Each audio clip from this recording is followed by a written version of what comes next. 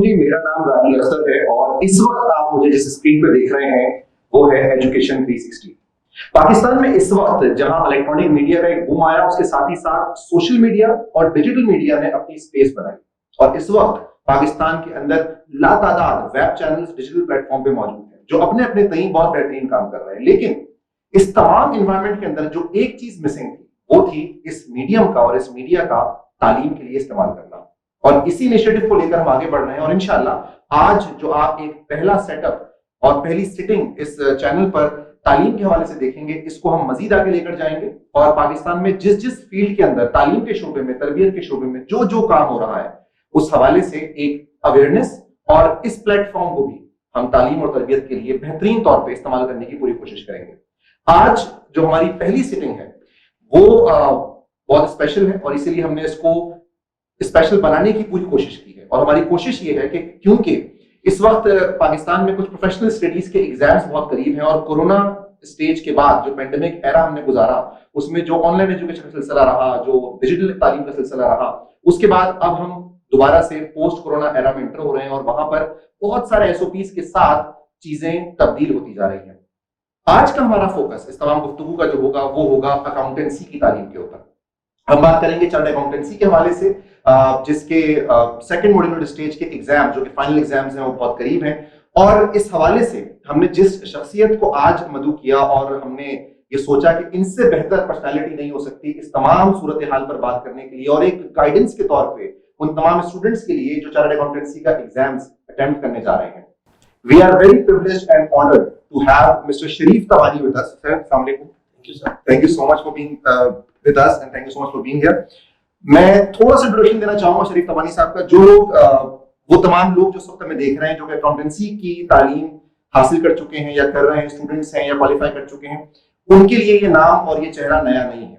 लेकिन जो लोग नहीं जानते उनके लिए कि पाकिस्तान में अकाउंटेंसी के शोबे से पिछले लगभग 30 साल से वाबस्ता हैं हैसियत उस्ताद के और जो एक इदारा इन्होंने कायम किया तवानीस स्कूल ऑफ अकाउंटेंसी के नाम से, पिछले 22 साल से ये इदारा अकाउंटेंसी की तालीम को लेकर और उसके अलावा और मुख्तलिफ डाइवर्सिफाइड एजुकेशन फील्ड्स को लेकर अपनी खिदमत सर अंजाम दे रहा है। और मैं ये समझता हूँ क्यों मैं ये सारी बातें बहुत पर्सनल लेवल पे इसलिए कर रहा हूँ क्योंकि एक वक्त पे मैं भी इस इदारे का तालिब इल्म रहा हूँ, यहाँ पर स्टूडेंट रहा हूँ और तवानी साहब के ज़ेरे साया तालीम हासिल कर चुके हैं। वो अलग बात है कि हमजा ज्यादा नाकारा थे इसलिए कामयाब नहीं हो सके, लेकिन ऐसे बहुत सारे स्टूडेंट्स हैं जो तवानी स्कूल ऑफ अकाउंटेंसी से क्वालिफाई करके इस वक्त पाकिस्तान में बहुत बेहतरीन ऑर्गेनाइजेशंस में अपनी खिदमत सर अंजाम दे रहे हैं। तवानी साहब ने खुद 1987 में क्वालिफाई किया और इस वक्त तवानी स्कूल ऑफ अकाउंटेंसी में as a principal and CEO इस इदारे को हेड भी कर रहे हैं, चला भी रहे हैं, पढ़ा भी रहे हैं और क्लासेस भी कंडक्ट करते हैं। Sir again thank you so much. और हमारे साथ तवानी स्कूल ऑफ अकाउंटेंसी के दो स्टूडेंट्स मौजूद हैं, मैं उनको भी इंट्रोड्यूस कराना चाहूंगा। हमारे साथ मौजूद हैं एसएम साद बिन राशिद और फातिमा खालिद। आप दोनों का बहुत शुक्रिया। इस वक्त आप दोनों मॉड्यूल डी क्वालिफाई कर चुके हैं अगर मैं गलत नहीं हूं और बिग 4 फर्म्स में इस वक्त आर्टिकलशिप अपनी जो है आप शुरू कर चुके हैं। सो आई थिंक ये कोई एक पेटेंट है पीएसए के साथ कि ज्यादातर स्टूडेंट्स बिग 4 फर्म्स में ही जाके इन्वॉल्व होते हैं यहाँ से जो लोग क्वालिफाई करते हैं। अल्हम्दुलिल्लाह, क्योंकि हर फर्म जो है और बिग फर्म जो है वो क्वालिटी स्टूडेंट्स आती है, तो TSA has a legacy of producing quality students, तो उसी वजह से जो है। बिल्कुल। अच्छा, हमने आज आप दोनों को जो बुलाया उसका मकसद ये है कि स्टूडेंट पॉइंट ऑफ व्यू से जो कुछ चैलेंजेस होते हैं एग्जाम्स के दिनों में, हम जरा वो सवाल चाहेंगे आपके एंड से आए ताकि हम शरीफ साहब से वो सवाल भी कर सकें। पहला सवाल एक मैं इजाजत लेता हूं करने की। सर, जब मैं एनरोल हुआ था सीए में, मुझे याद है उस वक्त भी, और मैंने शायद अभी भी जब इस मामले में यहाँ आपके साथ सेटिंग करने से पहले कुछ लोगों से बातचीत की जो भी स्टूडेंट हैं या क्वालिफाई कर चुके, उनसे पूछा एक जोड़ा बड़ा पेटेंट है जो कहा जाता है और मुझे भी उस वक्त कहा गया था कि यार आईकैप का ना कोटा है कि उन्होंने इतने स्टूडेंट पास करने और इससे ज्यादा वो पास नहीं करते, तो आप जितनी मेहनत कर लो अगर आप कोटे में आओगे तो पास होगे वरना नहीं होगे। इसकी रियलिटी क्या है?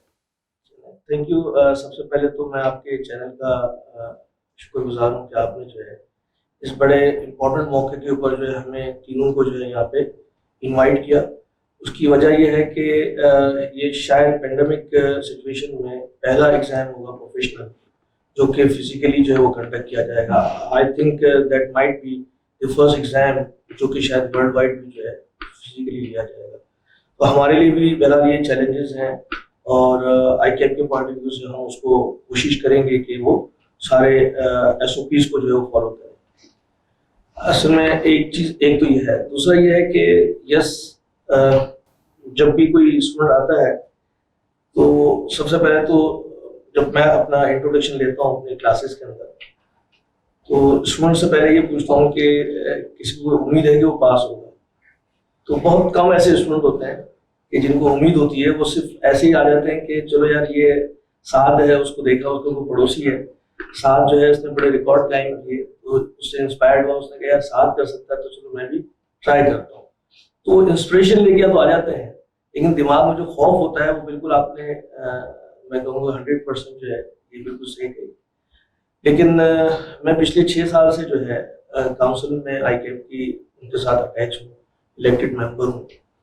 तो मैं ऐसी बात तो नहीं कहूँगा, लेकिन अगर मैं मुझसे आप किसी भी किस्म का हल उठवा लें तो मैं आपके साथ वो हल उठाने के लिए तैयार हूँ कि उससे मतलब इसमें कोई सदाकत नहीं है।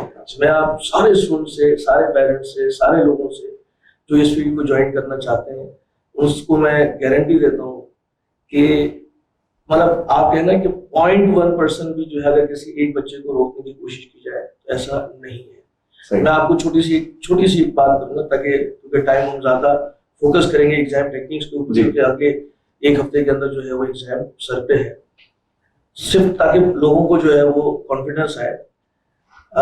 जब हम रिजल्ट्स को फाइनलाइज कर रहे होते हैं तो कई दफा हमने कोशिश की कि रिजल्ट जो है थोड़ा सा जल्दी है, तो मैं अपने स्टूडेंट के साथ भी और दूसरे लोगों के साथ भी शेयर किया करता हूँ कि रिजल्ट थोड़ा सा टाइम इसलिए लेते हैं कि जिन बच्चों के साथ जो हार्डशिप का अगर कोई केस नजर आता है, कोई बॉर्डर लाइन केस नजर आता है, कोई रिव्यू प्रोसेस होता है, तो हम रिजल्ट के बाद सिर्फ ये देखते हैं किसी के साथ ज्यादती ना हो गई हो, उसके लिए हम 15 दिन एक्स्ट्रा लेते हैं।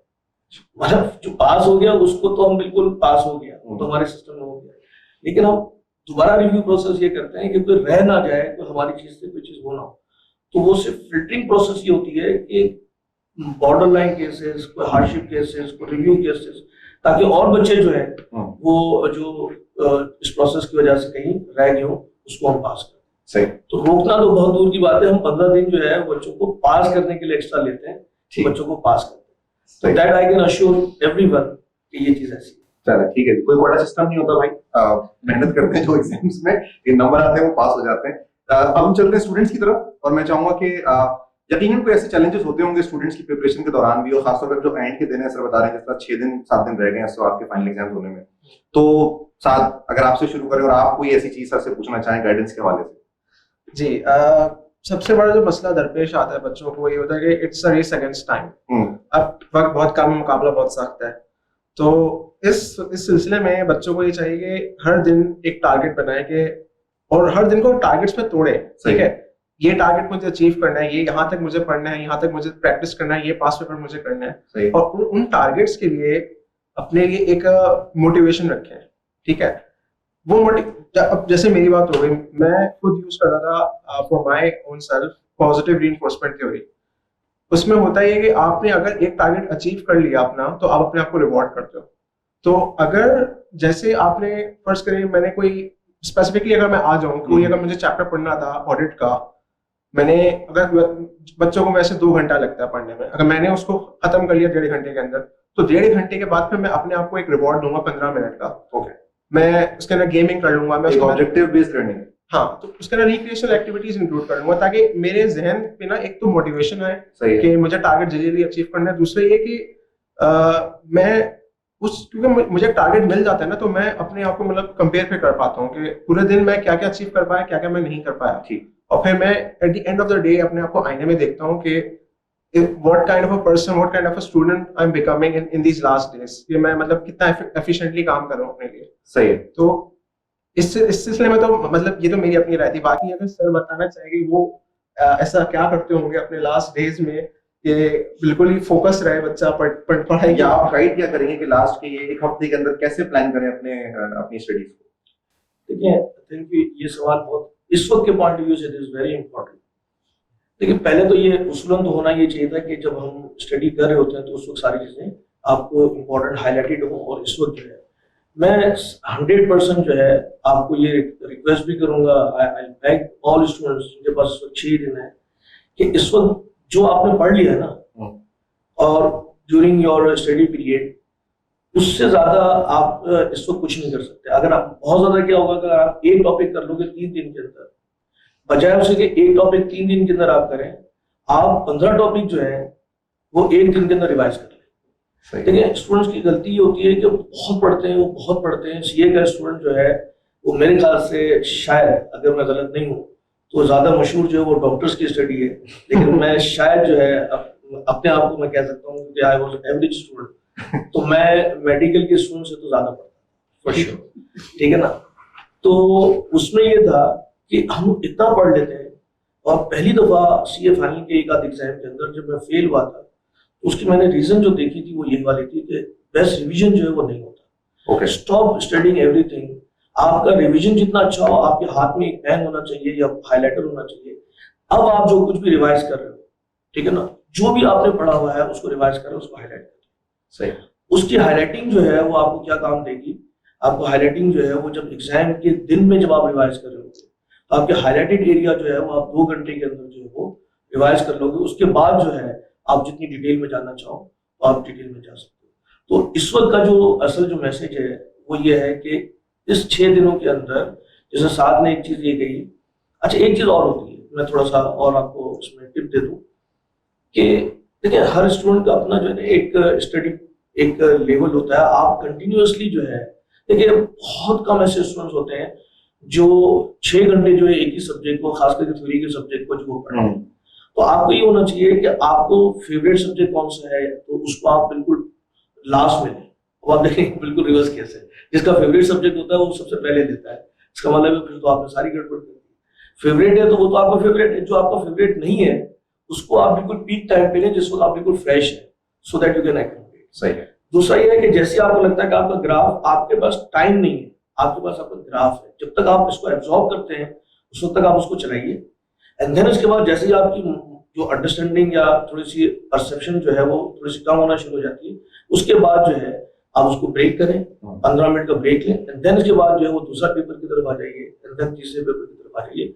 मेरे हिसाब से एटलीस्ट 3 पेपर जो है वो एक दिन के अंदर उठाने चाहिए, और खास करके जो प्रैक्टिकल पेपर्स होते हैं जिसकी आपको प्रैक्टिस करनी है, उसको कभी भी जो है अपने बेस्ट टाइम को यूज ना करें, उसको जो है वो आप बिल्कुल एंड में करेंगे। उस वक्त जो है आपको मोटिवेशन भी मिलेगी और आप उसको अटेम्प्ट भी कर सकेंगे। तो 3 सेगमेंट्स एटलीस्ट तो जरूर होने चाहिए, ठीक, फर्स्ट, सेकंड एंड थर्ड, ठीक है, और उसको ब्रेक कर करके जो है वो पढ़े। और हाँ, और हाईलाइटिंग अगर आपने नहीं की तो आप समझे कि इस वक्त की स्टडी दोबारा जो है वो वेस्ट हो जाएगी, एग्जाम के दिनों में आप उसको रिकैप नहीं कर सकेंगे। ठीक। फातिमा, एनीथिंग? मैंने जो देखा है अपने साथ वालों में, अपने क्लास फेलोज में, उसमें ये होता है कि जब आखिरी के दिन होते हैं ना, तो उसमें बहुत हसल मचती है। आप बोलते हैं मुझे ये भी करना है, मुझे ये भी करना है, मुझे ये भी करना है, और इन दी एंड कुछ भी नहीं होता। तो आप ना हमेशा अपने आप को ऑर्गेनाइज करके चलें। मेरा ऐसा होता है कि मैंने अपने पास एक स्पेसिफिकली डायरी रखी हुई है, जिसको आप प्लानर भी कह सकते हैं। सही। उसमें मैं रोज का लिखती हूँ कि आज मैंने ये करना है और इतने इतने टाइम में ये करना है, ठीक है। अगर वो 100% नहीं भी होता तो मेरी कोशिश होती है कि 90% हो। उसमें जैसे आपने अगर एक चीज अचीव कर ली, अब अगर आप लिख देते हैं कि आज कॉस्टिंग, ऑडिट और मैंने FAR2 करना है, ऐसे नहीं, आप स्पेसिफाई करें कि आज मैंने ये करना है। अब फॉर एग्जाम्पल अगर मैंने FAR2 में अगर कोई एक टॉपिक किया है या चैप्टर किया है, अब उसको करने के बाद मैं थक गई, लेकिन जब मैं उस जगह पे टिक मारूंगी ना कि आज ये मुश्किल चीज मैंने कर ली है, तो उस वक्त मुझे और मोटिवेशन मिलती है कि अच्छा ये नहीं अब ये कर लिया तो इसके आगे वाला भी करते हैं। सही। तो इस तरीके से होता है। दूसरी बात ये होती है कि जो चीज आपको आती है उसे बार बार करने की जरूरत नहीं है, फुल डिटेल में। और जो चीज आपको लगता है कि इसमें आप वीक हैं, जैसे नंबर्स में मैं वीक थी, थ्योरी मेरी स्ट्रेंथ है, तो नंबर्स को मैं ज्यादा फोकस में रखती हूँ। और थ्योरी में ये होता है कि जब शाम का टाइम होता है, जब मैं सही से नहीं पढ़ पाती, तो मैं थ्योरी करती हूँ। सही है। तो ये होता है कि आप एक ऑर्गेनाइज मेथड में चलें, हर कुछ करने के चक्कर में सब कुछ खराब ना करें, और अपनी स्ट्रेंथ और वीकनेस को एनालाइज करें और उस तरीके से जो है ना आप आगे चलें। अच्छा, फातिमा ने जिक्र किया 2 पॉइंट्स का, थ्योरी एंड प्रैक्टिकल। तो क्या जो नंबर्स एग्जाम होता है अकाउंटेंसी का या इसका, तो उसको प्रैक्टिकल में काउंट करते हैं, तो उनका कोई डिफरेंट टेक्निक होनी चाहिए उसकी तैयारी की और उसको अटेम्प्ट करने की पेपर को, या आप उसको कैसे कैटेगराइज करेंगे दोनों के पेपर अटेम्प्ट को? देखिए इसको भी हम अभी डिस्कस करते हैं इन डिटेल। लेकिन अभी तो हम तीनों ने जो है जो डिस्कस किया है वो इस 6 दिनों को कैसे यूज कर सकता है ओपन, तो फातिमा ने और साथ में जो है तो उन्होंने बहुत ही कॉम्प्रिहेंसिवली और बड़ी अच्छी टिप्स बताई। जैसे मैं फातिमा के एक पॉइंट को जो है वो ये इन्फोर्स करूंगा कि हमने ये नहीं करना कि कॉस्टिंग या ऑडिट और या ये पढ़ना है, हमने करना ये है कि कौन सा सब्जेक्ट कौन सा चीज करनी है, तो थोड़ी सी उसके अंदर प्रायोरिटाइज हो जाए। प्रायोरिटाइज के अंदर ये हो जाएगी कि आप ये देख लें कि देखिए मैं आपको कोई गैस वर्क की बात नहीं कर रहा कि इस तरीके से करें, लेकिन हर एग्जाम के लिए कुछ प्रायोरिटाइज टॉपिक्स भी होते हैं, ठीक है ना। तो आप उसको प्रायोरिटाइज करके जो है और उसके बाद अगर आप उसको कर लेंगे। अच्छा होता यह है कि नॉर्मली क्योंकि हमारे यहाँ पे कल्चर नहीं है प्रॉपर प्लानिंग करने का और लिख के करने का, तो जब स्टूडेंट पेपर पे काम कर रहा होता है ना, तो उस वक्त ऐसा समझता है कि शायद दुनिया का सबसे जीनियस स्टूडेंट वही है, और वो बहुत अपने आप को हाई चैलेंज कर रहा होता है कि मैं ये भी कर लूंगा, मैं ये भी कर लूंगा, ये भी कर लूंगा। रियलिस्टिक आप अपना वो बनाए और उस ताकि आपको डिस्करेज आपने इतना ज्यादा अपने आप के ऊपर रख लिया तो ऐसा ना हो कि आप डिस्करेज, ठीक है ना। तो फातिमा के पॉइंट को मैं इस तरीके से कहूंगा कि पहले दिन आपको, क्योंकि अगर आपने नहीं किया तो उसको ऑर्गेनाइज करके और इस तरीके से आप जरूर करें। दूसरा, जैसे इन्होंने एक चीज और कही कि थोड़ा सा अपने आप को क्रेडिट दें, तो देखिए स्टूडेंट्स को आखिरी दिनों के अंदर और वैसे भी एक बकअप और एक मोटिवेशन की जरूरत होती है। आप यकीन माने कि 30 साल हो गए मुझे पढ़ाते हुए, लेकिन अगर कभी भी कोई स्टूडेंट जो है इवन हमारे जो दूसरे टीचर्स हैं, जब एंड होता है या कभी मैंने कभी क्लास में इनको कोई बहुत अच्छी चीज करवा दी, तो कभी कभी स्टूडेंट एकदम से जो है ना वो वाव का जो इनका इम्पैक्ट आता है, तो वो जो और तो फिर इनकी शामत आ जाती है मेरी क्लास में। जब उन्होंने कभी वाव कहा तो फिर मैं और थोड़ा सा वाव हो गया, और फिर इसके बाद और अच्छा सवाल दे दिया। तो अब स्टूडेंट लाइक देम, तो इनके लिए तो मसला नहीं होता था, लेकिन जो दूसरे स्टूडेंट्स होते थे उनके लिए थोड़ा सा इश्यू था। तो वाव इम्पैक्ट जो है ना अपने आप के लिए, हम भी उस वाव से इतने मोटिवेट होते हैं तो स्टूडेंट्स कितना नहीं होता। सही। तो ये एक पॉइंट और भी है कि you should always take credit for your achievements, ठीक है ना। इससे आपको जो ना वो आपकी डाउन ट्रेंड नहीं होगा, आप थोड़ा सा इससे मोटिवेट होंगे, ठीक है। तो एक चीज तो ये होगी। बाकी अब अगर मैं आपको पेपर अटेंड करने के और पेपर की जो बात करूंगा, अब हम आते हैं थोड़ा सा सेकंड फेज के ऊपर कि एग्जाम के पेपर को अटेंड कैसे करें। तो आपने बिल्कुल सही कहा कि there are 2 type of papers.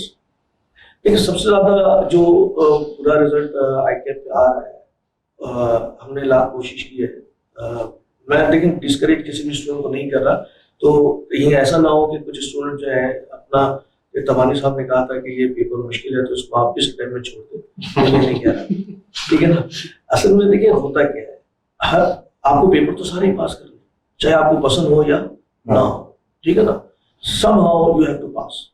इसमें इशू ये है कि देखिए लॉ का पेपर जो है वो सबसे ज्यादा जो रिजल्ट बुरा आता है वो लॉ का पेपर आता है, और सबसे ज्यादा जो है आईकेप कोशिश करता है कि लॉ का रिजल्ट मैं बता दूं, मतलब स्टूडेंट की तरफ से जो है वो लॉ का रिजल्ट सही नहीं आता।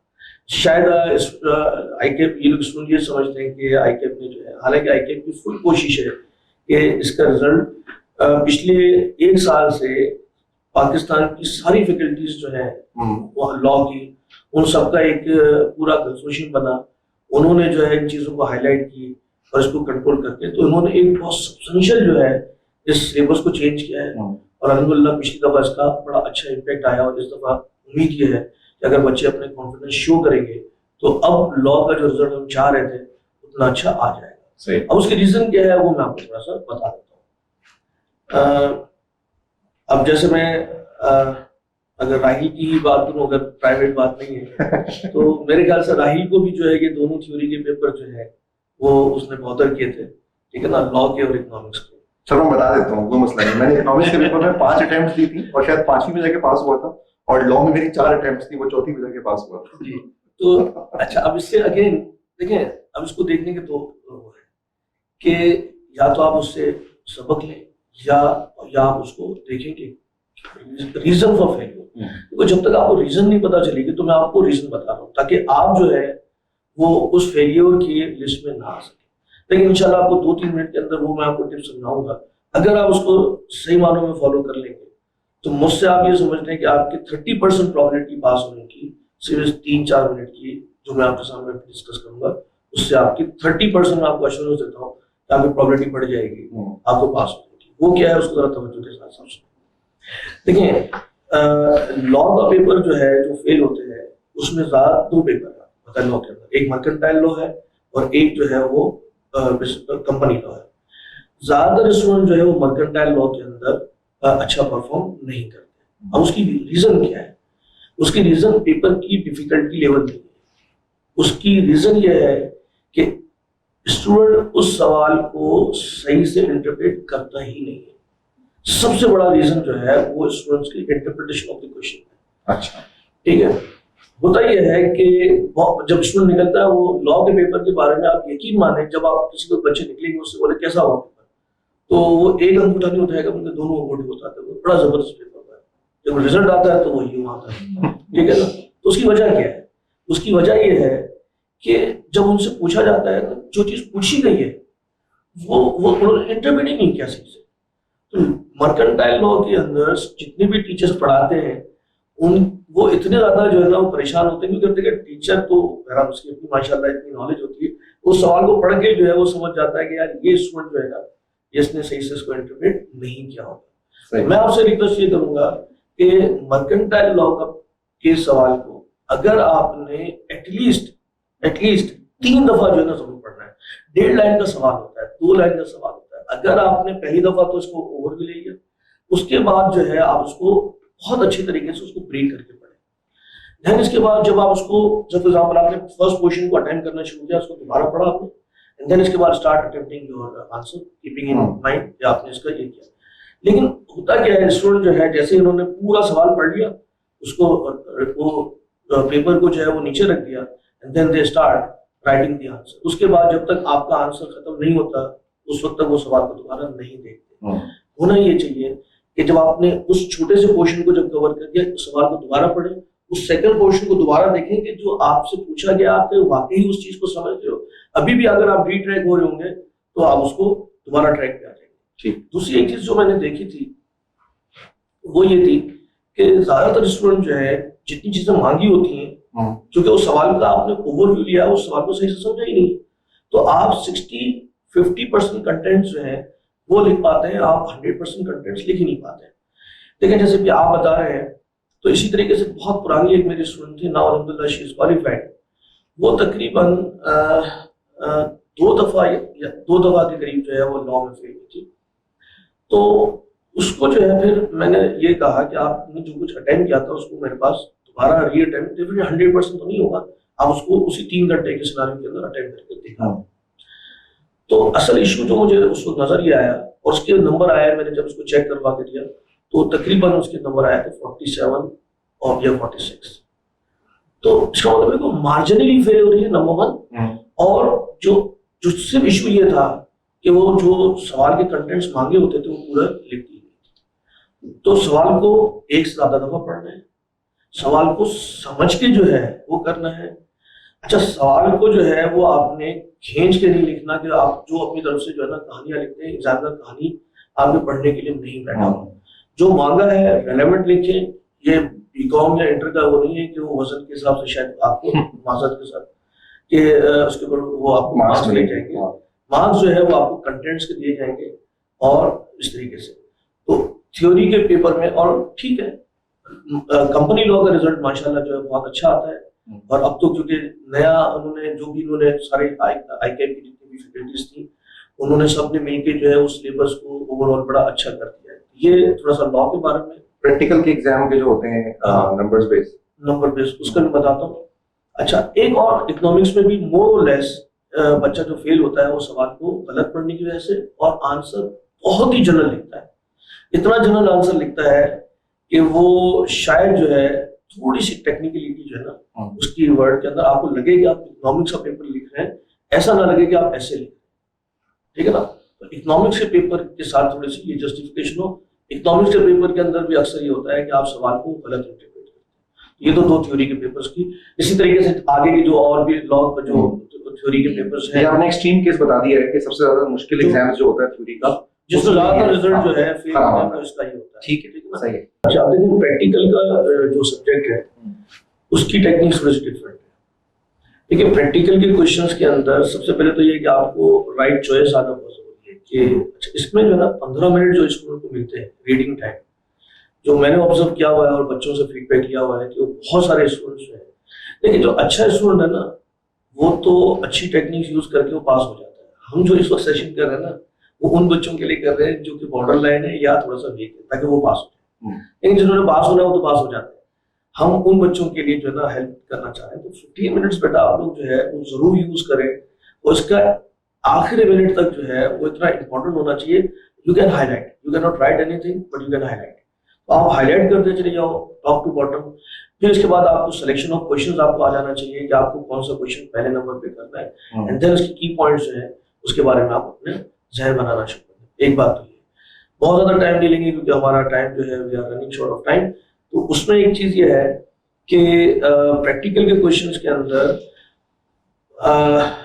अब बहरहाल आईकेएम के एग्जामिनेशन डिपार्टमेंट वालों ने मुझे कई दफा, देखिए एक चीज तो ये मैं आपको बताता हूँ कि एजुकेशनिस्ट जितने भी हम काउंसिल वाले, we are not engage directly in any examination process. ये मैं आपको बिल्कुल ट्रांसपेरेंसी के हवाले से बता दूं। ये जो हम बात कर रहे हैं वो क्योंकि हम एज ए काउंसिल जो है रिजल्ट्स वगैरह को अप्रूव करते हैं, ये सब कुछ होने के बाद होता है। उससे पहले we are not allowed, even the president of the institute is not allowed to enter into any exam process. तो ये मैं आपको ट्रांसपेरेंसी, तो ये इसी वजह से आईकेएम के रिजल्ट की जो है वो वर्ल्ड वाइड जो है वैल्यू इस तरह की। हाँ, तो ऐसा ना हो कि कोई चीज मैं आपको बता रहा हूँ। अच्छा, दूसरी एक चीज ये कि whatever I am sharing here, I am sharing this in my personal capacity and not as a in the capacity of the IKM council member. ठीक है ना, तो ये दो चीजें जो मेरे डिस्क्लेमर्स हैं वो उसको देख लो। अच्छा, अब मैं आपको ये बताना चाह रहा था कि एग्जाम में ये होता है कि वो ये कहते हैं कि आपको जो कुछ आता है ना आप वो कर लें।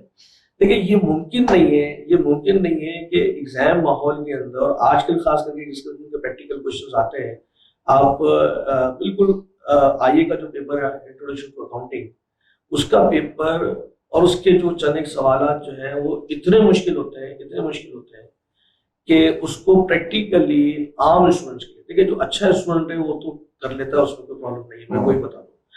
तो आपको जो कुछ आता है ना आप एटलीस्ट जो है वो आप अटेम्प्ट करते चलिए, आपको कहीं पे भी रुकना नहीं है। एक चीज तो प्रैक्टिकल के क्वेश्चंस के अंदर आपको करना क्या है कि आपको टाइम मैनेजमेंट जरूर करनी है। देखिए टाइम, अगर 10 नंबर का सवाल है तो मैं अक्सर स्टूडेंट से पूछता हूँ कि इसका कितना टाइम होना चाहिए, तो कोई आधा घंटा कहता है, कोई 5 मिनट कहता है। आपको पता ही नहीं है कि 10 मिनट का सवाल है तो आपके पास बजटेड टाइम जो है वो तकरीबन 17 से 18 मिनट से ज्यादा नहीं है पर क्वेश्चन। पर क्वेश्चन जो है अगर 10 नंबर का है वो कैसे आया है, आपके पास 180 मिनट्स है, 180 मिनट्स डिवाइड में अगर 100 मार्क्स करें तो आपके पास 1.8 बनता है। 1.8 के हिसाब से जो है आपके पास 18। तो 18 मिनट का मकसद ये नहीं है कि आपने 18 मिनट हुए और एकदम से जो है वो अगले सवाल में, नहीं, इट्स अ टेंटेटिव टाइम। ठीक है ना, आपको लगता है कि ये 16, 17, 15 मिनट हो गए, तो अब आप देखो कि यार ये सवाल आपसे उठा या नहीं उठा, क्या सवाल हो रहा है या नहीं हो रहा। अगर आपसे नहीं हो रहा just leave it, switch over to another question. Then उसके बाद जो कुछ आता है आप यकीन माने हर छोटे स्टेप्स के, मेरी बात सुन लें, हर छोटे स्टेप्स के जो है एग्जामिनर मार्क्स देता है।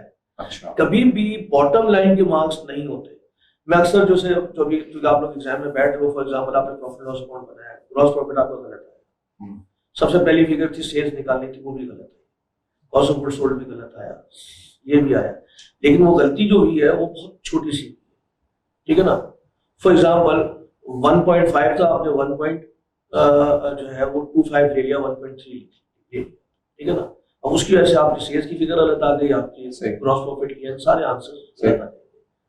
आपको पता है कितने नंबर कटेंगे? अगर वो 10 नंबर का सवाल है या 20 नंबर का सवाल है तो उसमें आपकी शायद 0.25 मार्क्स, बहुत ज्यादा अगर ड्रैग हो गए तो 1 नंबर होगा, जबकि आपकी टॉप टू बॉटम एंड तक बैलेंस शीट तक जो है कोई भी फिगर आपके एग्जामिनर्स मैच नहीं कर रहे। अगर आपने प्रोसेस सही फॉलो किया है, पूरा प्रोसेस फॉलो सही किया हुआ है, आपका आंसर नहीं आया, आप एग्जाम, देखिए आईकेएम के इतने रिसोर्सेज जो है वो अवेलेबल है। आप मार्किंग प्लान को देखिए, मार्किंग प्लान के अंदर कभी भी टोटल के मार्क्स है ही नहीं, मार्क्स जो है वो सारे स्टेप्स के। अगर एग्जामिनर मार्क्स नहीं देगा, उसकी कॉपी एक्सेप्ट नहीं की जाती है, वो हर स्टेप्स के नंबर होते हैं, यहाँ तक होते हैं 0.25। ये मैं आपको एक और चीज शेयर करना चाहूंगा, यहाँ तक होता है, ये मैं बिल्कुल आपको कॉन्फिडेंस के साथ बता रहा हूँ, यहाँ तक होता है कि अगर एक एंट्री है, जो कॉमर्स के स्टूडेंट जो एग्जाम में बैठ रहे हैं, क्योंकि अब तो बैठी वो तो एक अगर एंट्री है उसके अंदर 2 डेबिट्स है और 2 क्रेडिट्स है, ठीक है। तो अगर उस डेबिट और क्रेडिट के अंदर से अगर एक डेबिट की अमाउंट जो है वो सही नहीं है, तो डेफिनेटली आपकी एंट्री गलत हो गई। और अगर वो 0.5 नंबर की अगर वो एंट्री है या 1 नंबर की एंट्री है, तो मैंने यहाँ तक मतलब ऑब्जर्व किया कि एग्जामिनर जो है वो उसके या तो 0.5 दे देगा नंबर, हालांकि वो एंट्री गलत हो गई पूरी सही, उसके बाद बिल्कुल राइट है कि वो 0 नंबर दे, लेकिन वो फिर भी नंबर देते हैं। तो फिर मुझसे स्टूडेंट पूछते हैं कि सर वो फेल क्यों होते हैं, ठीक है ना। तो फेल क्यों होते हैं, आपने नंबर 1 आप एक सवाल से उलझ गए, टाइम आपने सारा आउट कर दिया, 1-1.5 सवाल बाकी अटेम्प्ट ही नहीं हुआ। आप पूरा पेपर अटेम्प्ट करके आ जाइए, जो कुछ आपको आता है। मैंने जिसने मेरी इस टेक्निक को फॉलो किया है कि पूरा पेपर अटेम्प्ट कर लिया, वो क्लास का बहुत ही मतलब मेरे ख्याल से शायद वो धुतकारा हुआ स्टूडेंट होता था कि शायद उसे कोई भी नहीं जो है ना एक्सपेक्ट करता था कि वो पास हो जाएगा। लेकिन अगर उसने ओबीडियंस दिखाई और उसने पूरा पेपर जो है वो अटेम्प्ट कर लिया, सही, ठीक है ना, वो बच्चा सबसे पहले पास होता है। और जो जीनियस होता था कभी कभी वो कहता था कि नहीं मैंने तो इसको अटेम्प्ट करना ही करना है, ठीक, और वो सवाल से उलझ गया तो वो फेल हो जाता है। प्रैक्टिकल के क्वेश्चंस को अटेम्प्ट करने की टेक्निक जो है वो ये है, टाइम एलोकेट करना है और जो कुछ आता है उसको अटेम्प्ट जरूर करना है। आपका आंसर टैली नहीं होता, आप खुशी खुशी आगे बढ़े, अच्छा आप पास होते हैं। अच्छा, इसके बाद फिर हम लास्ट क्वेश्चन की तरफ बढ़ते हैं और मैं उस पर आपकी तरफ आने से पहले मैं चाहूंगा स्टूडेंट से कुछ कमेंट लूं, क्योंकि इन दोनों की हिस्ट्री मुझे बताई गई है कि पेपर जितने अटेम्प्ट किए अब तक वो सिंगल अटेम्प्ट में पास किए हैं। आई डोंट नो इस वक्त सिनेरियो क्या है, बट मेरे टाइम पे तो कुछ इस तरह से था कि ये बड़ी कॉमन सी बात थी कि अगर किसी स्टूडेंट के 1-2 अटेम्प्ट लग गए पेपर में तो उस पर कोई शर्माता नहीं था। साथ पेपर अटेम्प्ट करने का क्या कोई स्पेसिफिक टेक्निक इस्तेमाल की एग्जाम्स के अंदर जिसको आपको लगता है कि वो आपके लिए वर्कआउट की, या प्योर लक? सही नहीं, बिल्कुल लक भी होती है इसमें आपका नसीब का भी होता है, लेकिन टेक्निक्स भी आप अपनी मदद खुद करेंगे तो मदद खुद होती है। मैं इसमें बिल्कुल यकीन रखता हूँ। सबसे इम्पोर्टेंट जो चीज़ होती है एग्जाम के डे की, सबसे इम्पोर्टेंट चीज़ होती है अच्छा नाश्ता। खैर नाश्ता तो आपको हर रोज ही अच्छा करना चाहिए, जब आप प्रिपेयर कर रहे हैं तब भी आपको अच्छा नाश्ता करना है, बिकॉज अच्छा नाश्ता आपका अच्छा दिन बनाता है। सही, ठीक है। अगर आप नाश्ता नहीं करके जाएंगे आपका दिमाग नहीं चलता एग्जाम में, तो ये एक बात आ गई, क्योंकि नाश्ता इज वेरी वेरी इंपॉर्टेंट। आप नाश्ता is very important, sleep is very important. ये इन दो के बगैर आपका जो पेपर है ना इफेक्टिव नहीं होगा, इतना अच्छा नहीं होगा। ठीक है, ये पहली बात हो गई। दूसरी बात, तबानी साहब ने कहा रीडिंग टाइम जो 15 मिनट्स का मिलता है, इट्स अ ब्लेसिंग। ठीक है, इट्स रियली अ ब्लेसिंग, क्योंकि वो 15 minutes are is the like most crucial thing that a student has in the exam. ठीक है, उस 15 मिनट को अगर बच्चा सही से यूटिलाइज कर लेना तो उसका पेपर मतलब गारंटीड होता है कि पास हो जाएगा। अब उस 15 मिनट्स में सबानी साहब ने कहा कि एक मिनट यूटिलाइज करना है, बिल्कुल सही बात बोली। 15 मिनट्स में आपने पहले देखना है कि आपके कौन से सवाल ऐसे हैं जो आप अटेम्प्ट कर पा रहे हैं, ठीक है, जो आपको आते हैं। ठीक है, आप पहले आप पूरा एक रफ आइडिया लेते हैं कि इस सवाल में मांगा क्या है। मतलब मैं अगर स्पेसिफिक जाऊं, अकाउंटिंग जैसे अगर FR2 ले लूं, कंसोल का अगर सवाल आएगा, कंसोलिडेशन का, ठीक है, हमारे यहाँ थोड़ा सा वैसा माना जाता है कि इसको थोड़ा सा एंड में अटेम्प्ट किया जाए क्योंकि थोड़ा सा भारी सा होता है। तो उसके अंदर आप पूरी एडजस्टमेंट्स देख लें। इंटेंजिबल्स की एंट्री मांगी हुई है, उसने आपसे प्रॉफिट एडजस्टमेंट की एंट्री मांगी हुई है, सब्सिडी की। आप एक दफा एक रफ आइडिया ले लें कि हर सवाल ने मांगा क्या आपसे। ठीक है, मैं ये नहीं कह रहा आप पूरा सवाल एक एक करके पढ़ें, लेकिन आप ऊपर से एक ओवरव्यू, जैसे सर तवानी का ना पहला जो आप पढ़ते हैं, तो पहला जो आप पढ़ें उसके अंदर आप एक रफ आइडिया लें उसने मांगा क्या आपसे सवाल में। ठीक है, फिर आपने जब असेस कर लिया कि आप कौन कौन से सवाल अटेम्प्ट कर सकते हैं, तो आप उसको बाय ऑर्डर ऑफ इजीनेस उसको रैंक कर दें कि मैं उसको कब कब अटेम्प्ट करूंगा। सबसे आसान सवाल, क्योंकि हम जनरली बात कर रहे हैं, तो सबसे आसान सवाल सबसे पहले करना चाहिए, उसके बाद सेकंड इजीएस्ट, फिर थर्ड इजीएस्ट, फिर फोर्थ इजीएस्ट। ठीक है, ये बात हो गई रीडिंग टाइम की। अच्छा, रीडिंग टाइम में मैं पर्सनली क्या करता था, ये जो मैं पूरी एक्सरसाइज बता रहा हूँ, ये एक्सरसाइज मेरी तो अल्लाह का शुक्र है 10 मिनट के अंदर कंप्लीट हो जाती थी, 10-12 मिनट के अंदर। आखिर के 3 से 4 मिनट है ना आपके, वो आपके पहले सवाल की ड्राफ्टिंग के ऊपर लग जाने चाहिए। अब आप पहले सवाल पे फोकस करें कि मुझे किस तरह अटेम्प्ट करना है। ये मेरी अपनी पर्सनल है, बच्चों की डिफरेंट हो सकती है, ये मेरी अपनी पर्सनल ओपिनियन है। सही है। अब एग्जाम आप जब अटेम्प्ट कर रहे हैं, सर ने वही बात बोली 1.8 मिनट्स की। 1.8 मिनट्स का फैक्टर मैं इस तरह लेता था कि एक दिन पहले मैं एक पूरा पेपर में अटेम्प्ट करता था, पूरा पेपर, ठीक है। और उसको अटेम्प्ट करने में ना, अब हमारे पास वैसे क्या टाइम होता है, 3.25 घंटा होता है। मैं अपने आप को 3 घंटा देता हूँ, रीडिंग प्लस अटेम्प्टिंग, सही, ठीक है। उसके अंदर बेसिकली मैं कर ये रहा होता हूँ कि मैं अपने आप को ना उस 1.8 का जो आपके पास टाइम लिमिट होती है, जो बेंचमार्क होता है, उससे मैं बेसिकली अपने आप को चैलेंज कर रहा हूँ, क्योंकि एग्जाम वाले दिन बच्चा थोड़ा सा ऐसा होता है कि उसका हाथ पांव फूला हुआ होता है, ही इज अंडर प्रेशर, कि मतलब टाइम मैनेज नहीं हो पाएगा, एंजाइटी होती है, प्रेशर होता है, स्ट्रेस होता तो है। वो आप पहले से फैक्टर इन करें अपनी प्रिपरेशन में। Coming back to the exam day, exam के अंदर जब आप अटेम्प्ट कर रहे हैं सवाल अपना, तो आप एक अपना, क्योंकि मैं पर्सनली देख रहा होता हूँ कि बच्चे ना रिवीजन का टाइम रखते नहीं है एग्जाम के अंदर। बच्चे ना बस कहते हैं कि अच्छा मेरा पेपर हो गया, आधे घंटे पहले मैं उठ के जा रहा हूँ, ठीक है, दिस कॉपी को रिवाइज नहीं करते। This is a very wrong practice. इतनी गलत प्रैक्टिस है जिसका मैं मतलब जितना कंडेम करूं उतना कम होगा, क्योंकि आपका जो रिवीजन होता है ना, वो आपको बेसिकली बताता है कि मैंने खुद क्या किया। आप बाहर आके तो बोल देते हो, सर ने कहा कि हम डबल थम्स अप दिखा देते हैं, हमने सब सही काम किया, लेकिन आपको करने का खुद पहले देखना भी तो सही, एक इंडिपेंडेंट आई से, कि मतलब मैंने जो किया सही किया भी नहीं किया, ठीक है। और हो सकता है उसमें गलती ऐसी नजर आए जिसको हम करेक्ट कर सकें। मैं जैसे 1.8 का जो फैक्टर की बात हुई, मैं पर्सनली मतलब रिकमेंड करता हूँ बच्चों को कि वो अपने आप को 1.6 का फैक्टर दें, अटेम्प्ट करते हैं, ताकि कुछ एक्स्ट्रा टाइम ताकि एक्स्ट्रा टाइम आपके पास रिवीजन का बच जाए उसके अंदर, ठीक है। आप रिवाइज करें, बिल्कुल करें, और प्रैक्टिकल क्वेश्चंस के अंदर, प्रैक्टिकल पेपर्स के अंदर रिवीजन का टाइम मिलना थोड़ा सा मुश्किल होता है, क्योंकि उसके अंदर आप बिल्कुल एक पूरी अप्रोच बना के, पूरी वर्किंग बना के, पूरा कुछ हर चीज कर रहे होते हैं, लेकिन आप अगर कोशिश करेंगे ना पहले से, तो ही एग्जाम डे वाले दिन पॉसिबल होगा। मैं मतलब रिकमेंड करूंगा बच्चे लास्ट 7 डेज में ऐसे प्रैक्टिस अडॉप्ट करना शुरू कर दें। चलिए जी, जबरदस्त सर। इनकी क्योंकि एक ऐसी टिप्स हैं जो खुद एज अ स्टूडेंट अप्लाई की हैं अपने एग्जाम्स के लिए और वो सक्सेसफुल रही, तो आई थिंक ये टिप्स काफी काम आएंगी स्टूडेंट्स के। फातिमा, व्हाट अबाउट यू, किस तरह से प्लान करती हैं, कैसे अटेम्प्ट करती हैं? जो हमारा एग्जामिनेशन का दिन होता है, जिस दिन हमारा पेपर होता है, वो उसके पीछे ना पूरी जो आपकी वर्किंग होती है ना, वो 6 महीने और जो लास्ट डे आपका होता है वो उसमें शामिल होता है, ठीक है। अब सबसे पहले तो ये कि आपका अगर कुछ, आज जैसे कल मेरा पेपर है और आज रात को जैसे मेरा टाइम टेबल है 9:30-10 सोने का, तो आप खाम खा उसको खींचे मत और जागे मत, जो रह गया वो सो जाए। आपने 6 महीने काम किया है, आपको नहीं पता, लेकिन आपके दिमाग को वो चीज कहीं ना कहीं पता है। सुबह आप उठें और सुबह उठते ही आपने ना मुंह धोया ना कुछ किया और आपने किताब खोल के फिर शुरू, ऐसा आप नहीं करें। सुबह उठें, नमाज पढ़ें, थोड़ा बाहर आप जाएं, अपने दिमाग को थोड़ा रिफ्रेश करें, नाश्ता करें और पेपर देने चले जाएं। कोई एक का टॉपिक ऐसा होता है जो छोटा होता है लेकिन उसकी प्रोबेबिलिटी ज्यादा होती है आने की, या वो इतना आसान होता है कि आप उसे देख के मार्क्स सिक्योर कर सकते हैं, वो आपने देख लिया और चले गए। और जब आप पेपर में जाते हैं तो वहां पे सबसे पहले तो ये आप किसी से पूछे मत कि कौन क्या करके आया है, अपने ऊपर फोकस करें। सही है। अब जो 15 मिनट का टाइम होता है, ये सर ने भी कहा और सर ने भी कहा कि ये बहुत इंपॉर्टेंट होता है।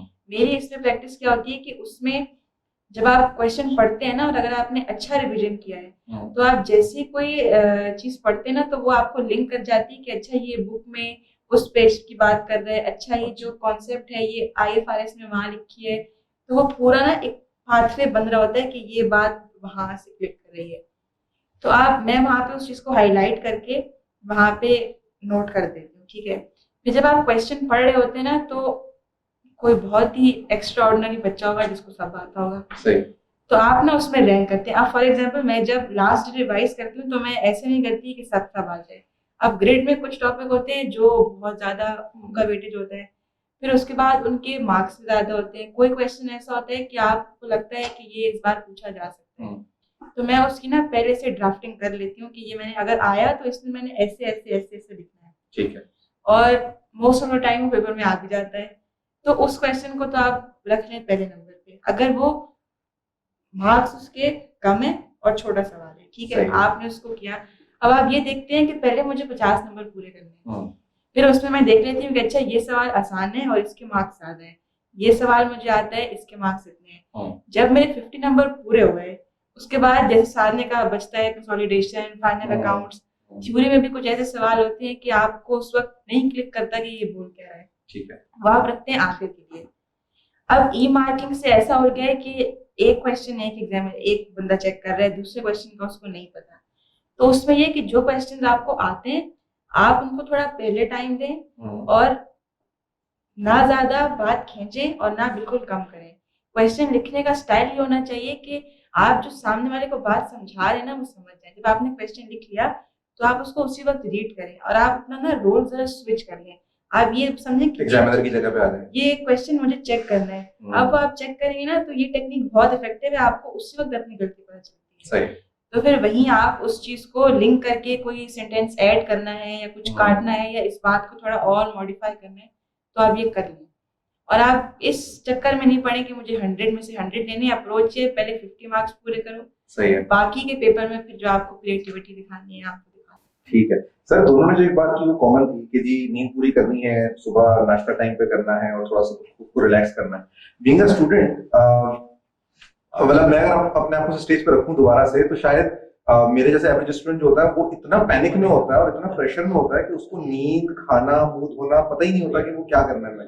तो I am glad that they did that. But क्या जनरली हम सबके लिए टिप्स रखेंगे या आपकी तरफ से एक जेनेरिक टिप्स क्या होंगी एग्जाम अटेम्प्ट करने की? नहीं, ये जो बात देखिए कुछ एक्सेप्शंस तो होते हैं लेकिन बॉटम लाइन इनकी ये है कि आपको पैनिक नहीं होना, रिलैक्स होके जाना है। जितना आप रिलैक्स होके जाएंगे वो उतना आपका जो है वो उस दिन एग्जाम के दिनों में आपकी परफॉर्मेंस बहुत अच्छी होगी। तो दोनों के पॉइंट्स हैं बड़े वैलिड है और दोनों ने जो है एक दो तीन चीज़ों के वो जो खास करके एम्फसाइज किया था हम तीनों का एक ही कंसर्न है 15 मिनट्स अवेलेबल है रीडिंग टाइम, उसको रीडिंग टाइम जो कि बच्चा बहुत वेस्ट करता है उसको वेस्ट नहीं करना चाहिए। ठीक है। दूसरा जो है आपको प्रैक्टिकल के क्वेश्चंस के अंदर जो है देखें एक चीज़ ये है कि जो हमारे IKF पे ग्रेजुएशन सेरेमनी होती है तो उस वक्त भी हम जो नए नए जब ग्रेजुएट होते हैं ना वो ये समझते हैं कि वो शायद बहुत ज़्यादा एक्सपर्ट हो गए। तो कभी कभी मैं उनको थोड़ा सा कूल डाउन करने के लिए या थोड़ा सा उनको हम कहते हैं आप 50% चार्ट कॉन्फिडेंट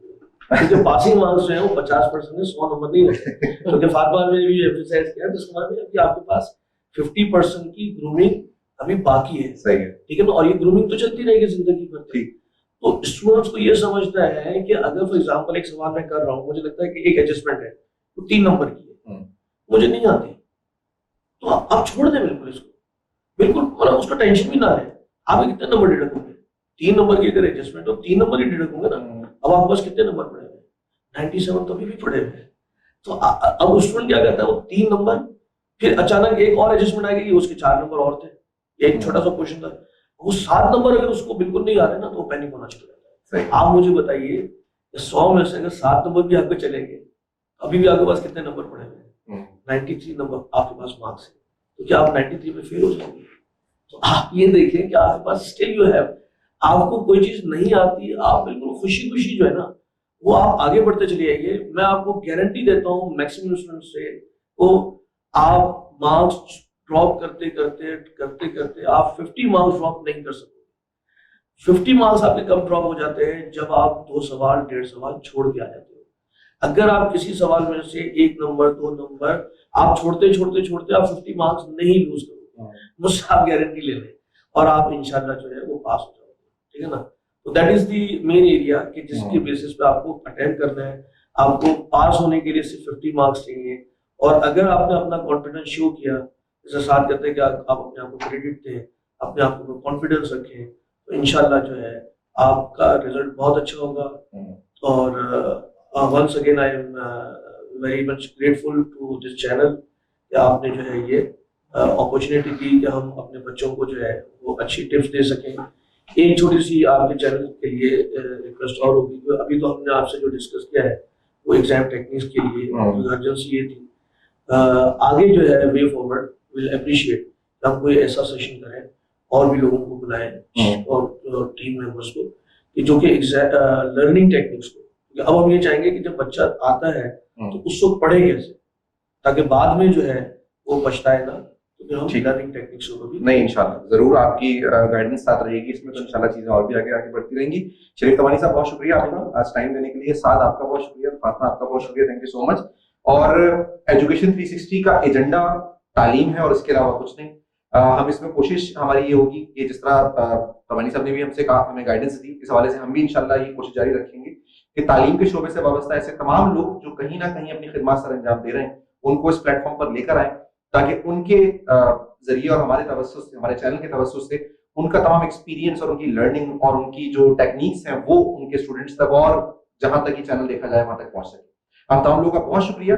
अगर आपके कोई फीडबैक है, आपके कोई कमेंट्स हैं आज के सेशन के हवाले से, आपके कोई सवालात हैं, अगर इसी रिलेटेड अकाउंटेंसी की फील्ड रिलेटेड एग्जाम टेक्निक्स के हवाले से, आप वो सवाल हमें भेज सकते हैं, इस वीडियो के नीचे पोस्ट कर सकते हैं, कमेंट कर सकते हैं। हो सकता है अगर वो सवाल इतने ज्यादा हुए तो हम एक सेशन और तबानी साहब के साथ अरेंज कर सकते हैं।